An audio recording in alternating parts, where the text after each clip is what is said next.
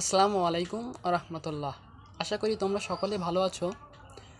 Commerce and English coaching সেন্টারের পক্ষ থেকে তোমাদের সকলকে স্বাগতম। তো আজকে থেকেই তোমাদের স্পোকেন ইংলিশের ক্লাসটি শুরু হয়েছে। এটা হলো স্পোকেন ইংলিশের ফার্স্ট ক্লাস।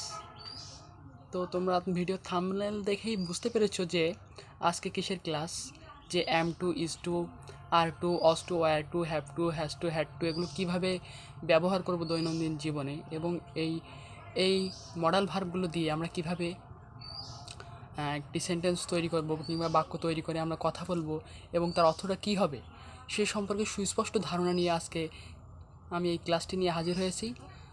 তো চলো ক্লাসটি শুরু করা যাক। একটু জুম করলাম।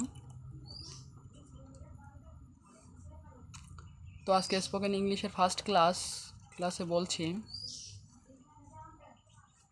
যে এখানে যে am to, is to, are to, was to, were to, have to, has to, had to, am, is অথবা are plus having plus to, এখানে এই যে কয়টি দেখছো এখানে সব কয়টি হলো মডাল ভার্ব। জাস্ট মডাল ভার্বের মতো অথবা মডাল ভার্ব বললেই হবে। হ্যাঁ, এটা মডাল ভার্ব, এগুলো সবই মডাল ভার্ব। তো এখন আমাদের সুস্পষ্ট ধারণা রাখতে হবে যে am to, is to, are to, was to, were to, have to, has to, had to, am having to অথবা ইজ হ্যাভিং টু অথবা আর হ্যাভিং টু, এগুলো কীভাবে আমরা দৈনন্দিন জীবনে ব্যবহার করব এবং এর অর্থটা কী। তো প্রথমেই শুরু করা যাক যে am to, is to, are to, এই প্রত্যেকটারই অর্থ হলো তে হয়। এম টু, ইজ টু অথবা আর টু এর প্রত্যেকটারই অর্থ তে হয়। যেমন আমরা বলি যে I am to do the work, আমার কাজটি করতে হয়, তে হয়। শেষে কথাটা আসবে করতে হয়, তে হয় কথাটি আসবে। যেমন I am to dance well, আমার ভালোভাবে নাচতে হয়। I am to read book well, আমার ভালোভাবে বই পড়তে হয়, তে হয়। আয়ের পরে অ্যাম বসে, এখানে লিখে নাও যে আয়ের পরে অ্যাম, আর হি, শি অথবা ইটের পরে ইজ অথবা নাম থাকলে তারপরে ইজ টু। আর ইউ এর পরে আর, উ এর পরে আর, দের পরে আর অনেকগুলো বোঝাতে, অনেকের সমষ্টি না, অনেকগুলো বোঝাতে, অনেকগুলো যদি কোনো সাবজেক্ট থাকে, অনেকগুলো বোঝাতে কোনো সাবজেক্ট থাকলে, যেমন আমরা বলতে পারি যে আমরা ফিশেস, মাছগুলো, অথবা আর আমরা বলতে পারি মাই ফ্রেন্ডস, আমার বন্ধুগুলো, মাই ইল্ডার্স, আমার বড়োরা, এখানে অনেকগুলো বোঝাচ্ছে, অনেকগুলো বোঝানো, অথবা ইউ, উই, আমরা, দে, তারা, ইউ তুমি অথবা তোমরা, এগুলোর পরে আর টু বসে। আর হি, শি, ইট কোনো নাম, এগুলো থার্ড পারসন একজন বোঝাচ্ছে। আই মানে আমি, এটা হলো ফার্স্ট পারসন, সেটা আমরা পার্সনের ক্লাসে নেব। অ্যান্ড সেকেন্ড পারসন হলো ইউ, তুমি। আমি হলো first person, you second person হলো তুমি, আর বাকি যা থাকবে সবই থার্ড পারসন।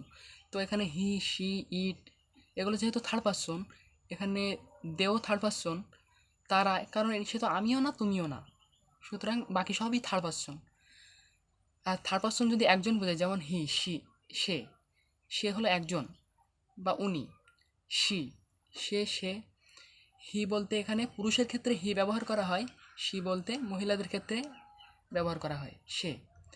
আর ইট মানে এটা বস্তুর ক্ষেত্রে ব্যবহার করা হয় অথবা শিশুদের ক্ষেত্রে ব্যবহার করা হয়, অথবা নাম, কারোর নাম থাকলে সেটা তো আমিও না তুমিও না, সেটা হলো থার্ড পারসন আরও একজন বোঝালে তারপরে ইজ বসে। তো ক্লিয়ার? আমরা উদাহরণ দেখি যে, চলো আমরা এই তিনটেরই উদাহরণ দেখি। Am to, is to, are to এর অর্থ তে হয়, এই তিনটার এখন উদাহরণ দেখব এবং এক্সাম্পলের সাথে সাথে আমাদের সব কিছুই ক্লিয়ার হয়ে যাবে। চলো দেখা যাক।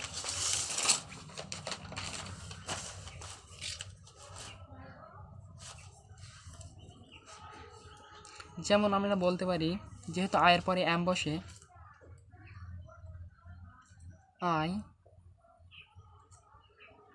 I am to finish the work. Am to finish, finish মানে শেষ করা, দ্য ওয়ার্ক মানে এই কাজটি। I am to finish the work, আমার কাজটি শেষ করতে হয়। এম টু মানে তে হয়, আর ফিনিশ মানে শেষ করা, তাহলে শেষ করতে হয়। শেষ করা তাহলে শেষ করতে হয়। এম টু মানে তে হয়, I am to finish the work, আমার কাজটি শেষ করতে হয়। এবার আমি যদি বলি তার কাজটি শেষ করতে হয়, তাহলে আমরা বলবো হি is two finish the work. আমি যদি বলি তোমার কাজটি শেষ করতে হয়, তাহলে আমরা বলবো you are to finish the work.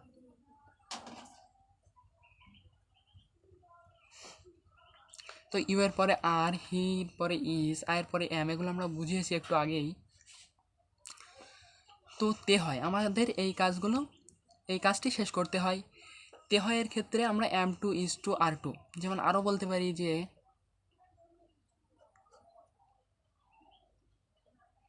You are two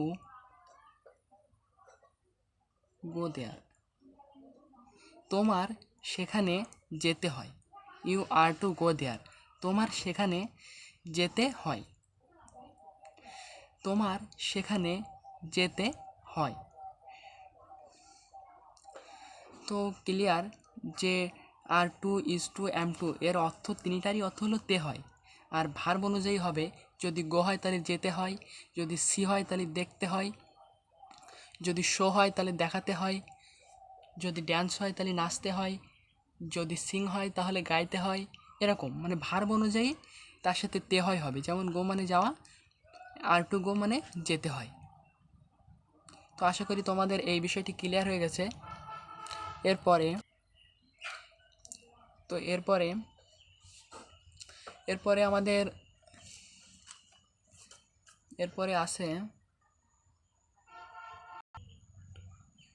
আসে অস to, were two. Was two মানে তে হয়েছিল, ওয়ার টু মানেও তে হয়েছিল। তবে অস কখন বসবে, ওয়ার কখন বসবে? অস বসবে থার্ড পারসন আই, আয়ের হি এর পরে he third person, she third person, it third person singular number. Singular বলতে একজন বোঝাবে, যা থার্ড পারসন। হি, শি, ইট এগুলো একজন বোঝাচ্ছে, যা আমিও না তুমিও না, আবার একজন বোঝাচ্ছে, এমন বোঝালে সেটা হয় থার্ড পারসন সিঙ্গুলার নাম্বার। তো থার্ড পারসন সিঙ্গুলার নাম্বার, আর যদি নাম হয় কারোর নাম, এগুলো থার্ড পারসন সিঙ্গুলার নাম্বারের পরে অজ বসে। আর এক্ষেত্রে অজ যেহেতু প্রেজেন্টের ক্ষেত্রে এম, আয়ের পরে এম বসে, কিন্তু এখানে পাস্টের ক্ষেত্রে আয়ের পরেও অজ বসে, সুতরাং আয়ও হবে। একটি বোঝাতে, আর এগুলো একটি বোঝাবে, একটি বোঝালে অজ টু। হি সে একজন, শি সে একজন, ইট এটা একজন, নাম যে কোনো ব্যক্তির নাম একজন, আই আমি একজন। সুতরাং এগুলো আমি একজন বোঝাবে এবং থার্ড পারসন সিঙ্গুলার নাম্বার, আর ফার্স্ট পারসনের এই আইটাই থাকবে যদি এখানে পাস্ট টেন্স হয়। তো এদের পরে অস টু কঠিনভাবে আমরা নেব না, যেহেতু অস টু মানে তে হয়েছিল, আমার কাজটি করতে হয়েছিল। যেমন আমি বলছি I Aja two do the work, খুবই সহজ। I Aja two do the work, আমার তে হয়েছিল ডু, করতে হয়েছিল। ডু মানে করা, তাহলে আই অজ টু ডু, আমার করতে হয়েছিল দ্য ওয়ার্ক এই কাজটি। আই আমার বা আমার অজ টু ডু করতে হয়েছিল দ্য ওয়ার্ক কাজটি। I Aja two do the work, আমার কাজটি করতে হয়েছিল। তে হয়েছিল, অজ টু এর অর্থ হলো তে হয়েছিল। সুতরাং I Aja two do the work, আমার কাজটি করতে হয়েছিল। আমি যদি বলি আই না হি was to go there. He was to go there, তার সেখানে যেতে হয়েছিল। যেতে, গো মানে যাওয়া, তাহলে হি was to go there, তার যেতে হয়েছিল, সেখানে যেতে হয়েছিল।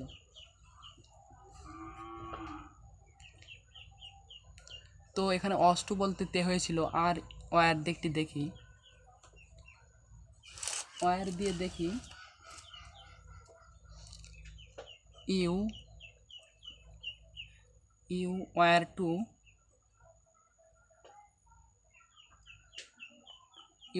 Two simply do the work. সহজভাবে বুঝি আমরা, you were to do the work, তোমার কাজটি করতে হয়েছিল। ওয়ার টু মানে তে হয়েছিল, আর ডু মানে করা, তাহলে করতে হয়েছিল। You were to do the work, তোমার করতে হয়েছিল দ্য ওয়ার্ক, এই কাজটি। তোমার সেখানে যেতে হয়েছিল বলতে পারি, তোমার গাইতে হয়েছিল বলতে পারি, তোমার নাচতে হয়েছিল বলতে পারি, আরও বলতে পারি তোমার খেলতে হয়েছিল। কীভাবে বলবো? ইউ ওয়ার টু প্লে বলবো, এটাই, জাস্ট এটাই। আর যদি বলি কোন খেলা, কোনো নির্দিষ্ট করে বলতে গেলে you were to play football, you were to play cricket, এরকম। তোমার খেলতে হয়েছিল ক্রিকেট খেলা, তোমার ক্রিকেট খেলতে হয়েছিল, তোমার ফুটবল খেলতে হয়েছিল। আরও বলতে পারি তোমাকে বাজারে যেতে হয়েছিল, you were to go to market, তোমার বাজারে যেতে হয়েছিল। এরকম তে হয়েছিলর ক্ষেত্রে অস টু অথবা ওয়ার টু ব্যবহার করা হয়। তো অস টু এবং ওয়ার টু ব্যবহার করা হয়। তো এরপরে আমরা দেখব, হ্যাভ টু, হ্যাজ টু এর অর্থ তে হবে। You have to do the work, তোমার কাজটি করতে হবে। তে হবে মানে করতে হবে, ডু দিয়ে বললে, যেমন you have to do the work, you have to do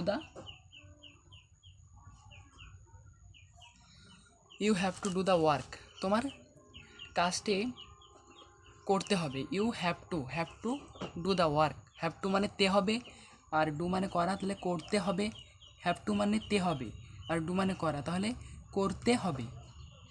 সুতরাং you have to do the work, তোমার কাজটি করতে হবে। এখানে বাধ্যবাধকতা বোঝাবে, তোমার অবশ্যই কাজটি করতে হবে, এটা এখানে বাধ্যবাধকতা থাকবে, তুমি এটাকে এড়িয়ে যেতে পারবে না, তোমার কাজ অবশ্যই করতে হবে। এখানে এরকম বাধ্যবাধকতার ক্ষেত্রে আমরা অবশ্যই হ্যাভ টু ব্যবহার করব, হ্যাভ টু, হ্যাজ টু এবং হ্যাড টু। আমরা বাধ্যবাধকতার ক্ষেত্রে তিনটা ব্যবহার করি, have to, has to, had two. তবে প্রেজেন্টে বর্তমানে বাধ্যবাধকতার ক্ষেত্রে আমরা ব্যবহার করি হ্যাভ টু এবং হ্যাজ টু। আর পাস্টের ক্ষেত্রে আমরা যদি কোনো কাজ আমাদের বাধ্যবাধকতা থাকে, তাহলে সেটা আমরা ব্যবহার করি হ্যাড টু। আমরা যেমন বলি যে তোমার কাজটি করতে হবে, বর্তমানে you have to do the work. আবার যদি বলি যে তার কাজটি করতে হবে, he has to do the work, তার কাজটি করতে হবে, সেটা বর্তমানে বাধ্যবাধকতা, বর্তমানে তার এটা করতেই হবে, মাস্ট করতে হবে, এটাকে এড়িয়ে যাওয়া যাবে না, কাজটি করতেই হবে। বাধ্যবাধকতা বোঝাতে এই তিনটা ব্যবহার করা হয়, হ্যাভ টু, হ্যাজ টু আর হ্যাড টু। তো প্রেজেন্টের ক্ষেত্রে বললাম। এবার had to, you had to do the you had to play now, তোমাকে এখন খেলতে, না, you had to do, you had to play cricket yesterday, তোমার গতকাল ক্রিকেট খেলতে হয়েছিল। ইউ হ্যাড টু মানে তে হয়েছিল, অবশ্যই হয়েছিল, যেমন you had to play cricket yesterday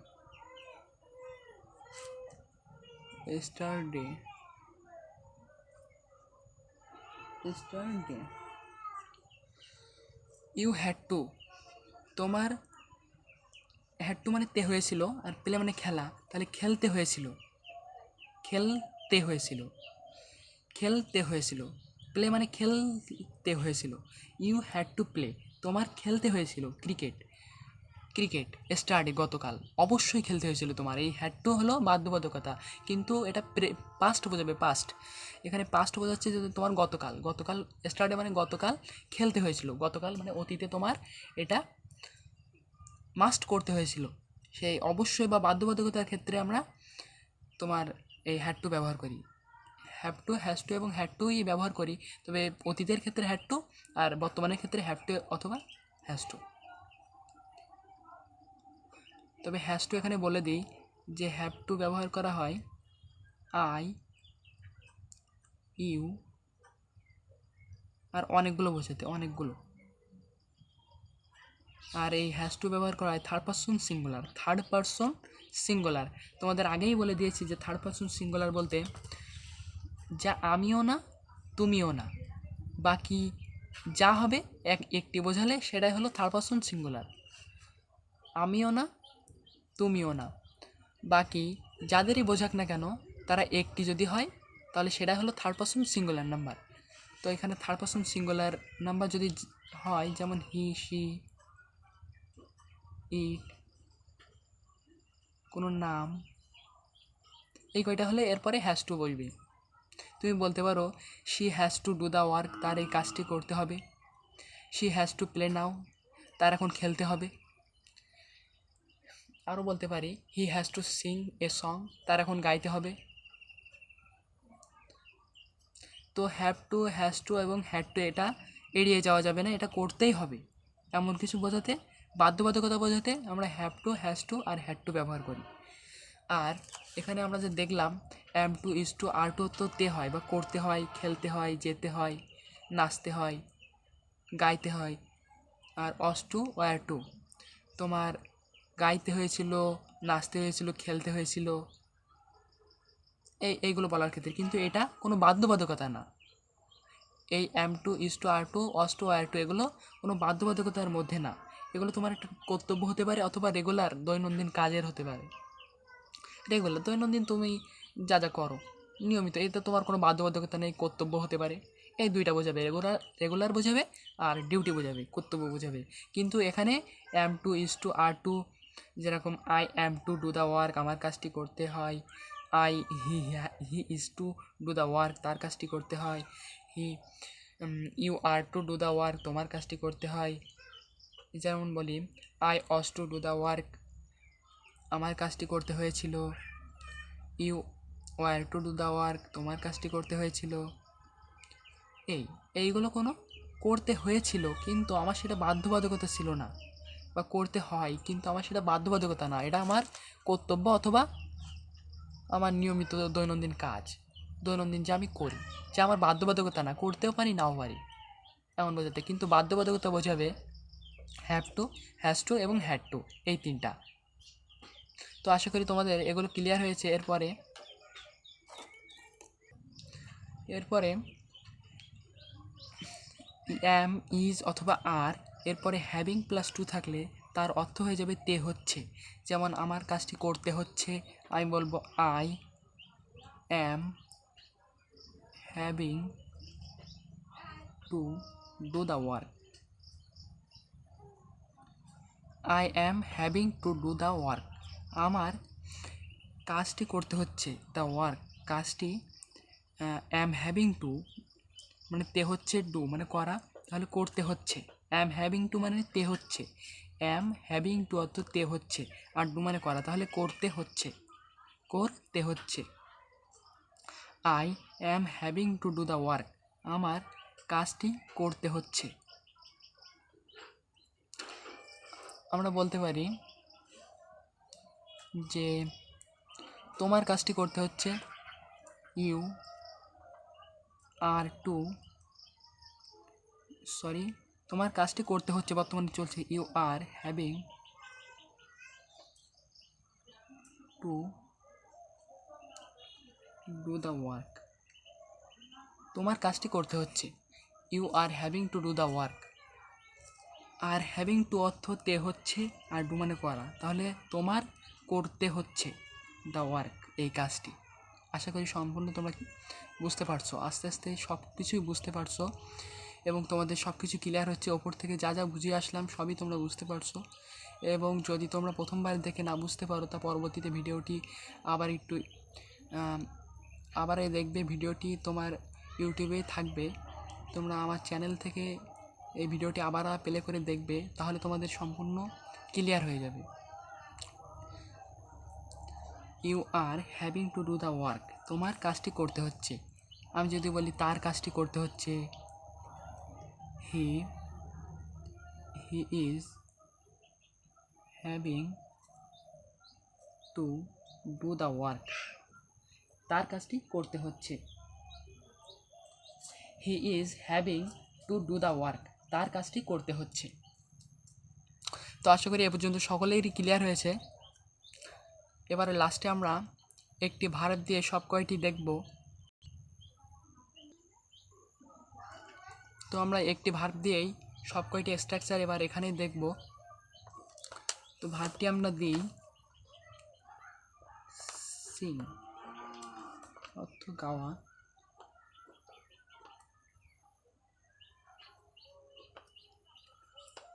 এই সিং ভার্বটি দিয়ে আমরা সব কয়টি স্ট্রাকচার এখন আমরা এখানে দেখব, যা আমরা শিখেছি একটু আগেই। যেমন বলবো I am to sing a song, I am to sing a song, আমার একটি গান গাইতে হয়। অ্যাম টু মানে তে হয়, অ্যাম টু ইজ টু অথবা আর টু মানে তে হয়, তাই আমরা বলবো I am to sing a song, আমার গানটি গাইতে হয়। যদি বলি তোমার গানটি গাইতে হয়, you are to sing a song, তোমার গানটি গাইতে হয়। ইউ আর টু মানে তে হয়, সিং মানে গাওয়া, তাই গাইতে হয় এ সং, একটি গান। তার গানটি গাইতে হয়, he is to sing a song, তার গানটি গাইতে হয়, গাইতে হয়। তো এই তিনটি তে হয়ের ক্ষেত্রে, am to is to are to তে হয়ের ক্ষেত্রে, এরপরে আই অস টু সি এ সং, আমার অষ্ট মানে তে হয়েছিল, তাই আমার গানটি গাইতে হয়েছিল। সিং মানে গাওয়া, আর অষ্ট মানে তে হয়েছিল, গাইতে হয়েছিল। আই অস টু সিং, আমার গাইতে হয়েছিল এ সং, একটি গান। You were to sing a song, তোমার গানটি গাইতে হয়েছিল, তোমার গানটি গাইতে হয়েছিল। যেহেতু এটা ওয়াজ ওয়ার পাস্ট বোঝাচ্ছে, তাই তে হয়েছিল। আর am to is to are to, is to am to are to, তো এই তিনটা প্রেজেন্টে, তাই তে হয়, গাইতে হয়। আর অস টু আর টু মানে তে হয়েছিল, এটা পাস্ট বোঝাচ্ছে, এটা প্রেজেন্টে, এটা পাস্টে। প্রেজেন্ট এখানে মডাল, আর এখানে পাস্টের মডাল। যেমন বলবো হি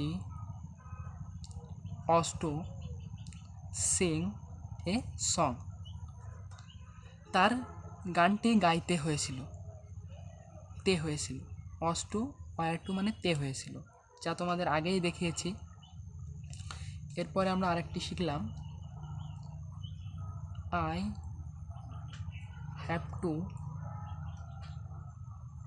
সিং এ সং, আমার একটি গান গাইতে হবে। হ্যাভ টু মানে তে হবে, অবশ্যই করতে হবে। আই হ্যাভ টু সিং, আমার গাইতে হবে এ সং, একটি গান। আই হ্যাভ টু সিং, আমার গাইতে হবে একটি গান। অবশ্যই এখানে বাধ্যবাধকতা বোঝাচ্ছে। আর এর আগে যেগুলো আমরা দেখলাম, am to, is to, are to, was to, are to, এখানে আমার করতে হয়, কাজটি করতে হয়, গাইতে হয়, কিন্তু এখানে বাধ্যবাধকতা ছিল না। কিন্তু এখানে আই হ্যাভ টু বাধ্যবাধকতার ক্ষেত্রে ব্যবহার করব আমরা। যদি বলি হি has two sing a song, তাহলে তার গানটি গাইতে হবে। হ্যাজ টু মানে তে হবে, হ্যাজ টু হ্যাভ টু মানে তে হবে, তাহলে তার গানটি গাইতে হবে। এখানে ইউ দিয়ে বলি ইউ হ্যাভ টু